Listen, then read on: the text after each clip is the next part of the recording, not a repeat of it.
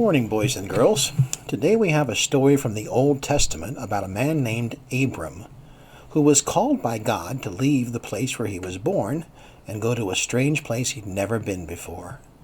He was 99 years old when God called him, so he was quite an elderly man. But this story is also about his wife named Sarai. Abram and Sarai was their names, but it didn't stay their names for very long. God gave Abram a new name. Abram means exalted father.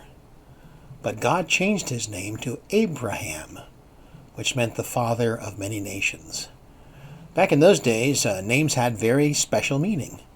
Your name told people not only something about you, but something about your destiny and your future. Abram's wife was named Sarai, and Sarai meant leader.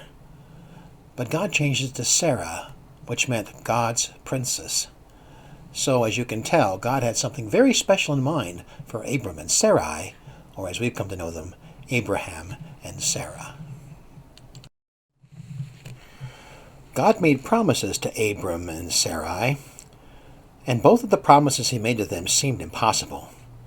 He promised Abram that he would be the father of many nations. But Abram didn't even have a single son to his name. And being 99 years old, it didn't seem likely he would have any. And Sarai had no children at all. She was way too old to have a child because she was 90 years old.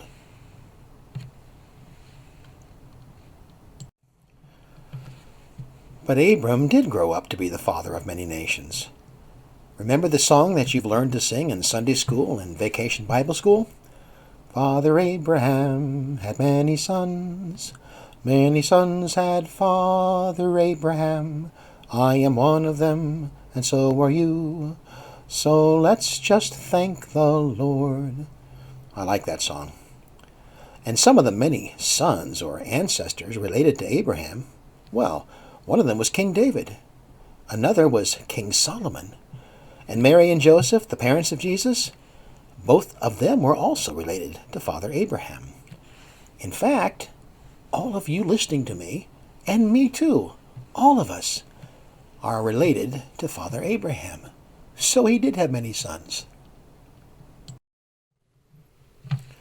But of course, when God made this promise to Abraham, he was nobody special. He didn't own a single piece of land. He didn't have a house to live in. He was a nomad. He wandered with his tribe and his sheep and his camels and goats through the desert. And it was going to be many years before the promise that God made to Abraham was going to be coming to fruition. And so what was it that happened that made Abraham finally believe that God was telling him the truth? Well, that had to do with the promise that God made to his wife Sarah. Because you see, Sarah had a son, and they called him Isaac. And when Isaac grew up, he had two sons, Jacob and Esau. I'll bet you remember stories about Jacob and Esau from Sunday school. And when Jacob grew up, he had 12 sons. In fact, he also had his name changed to Israel, and his sons became known as the children of Israel. And each of those sons had sons, and they became the 12 tribes of Israel. So Abraham became the great-great-grandfather of all the people of Israel. Isn't that something? A great and mighty nation. And it was thousands of years later when an angel came to speak to another one of Abraham's children named Mary. And when Mary found out from the angel that she was pregnant, she asked a question that I'll bet Abraham wanted to ask. How can this be? The question that Sarah, 90-year-old Sarah, probably asked when she found out she was going to have a baby. How can this be? I mean, Mary herself was just a young girl, maybe only 14 or 15 years old. We don't know, but she was very young. But the angel's answer to Mary, I'll bet, would have been the same answer that he gave to either Abraham or Sarah if they'd have asked the question. He would have answered them, how can this be? With God, all things are possible.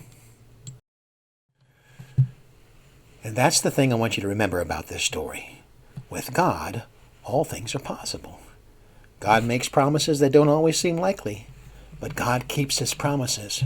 Some promises take a long time to keep, Others, they come to pass in 9 months, like the birth of Isaac.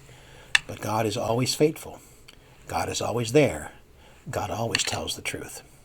At any rate, that's the story of Abraham and Sarah. Thank you very much for listening, and I'll see you again soon. Bye-bye.